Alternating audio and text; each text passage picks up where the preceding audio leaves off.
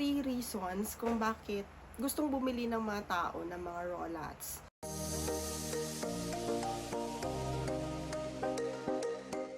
So by the way, ang mga raw lots are actually agricultural land that are being used or being sold as residential.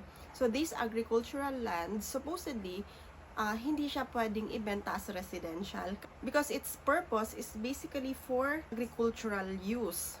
But marami kasi ngayon yung mga nagbibenta or mga sellers na nagbibenta ng mga raw lots na agricultural tapos binibenta nila as residential. At ito yung mga nakuha kong top 3 reasons kung bakit people are buying raw lots. So number 1 is mura.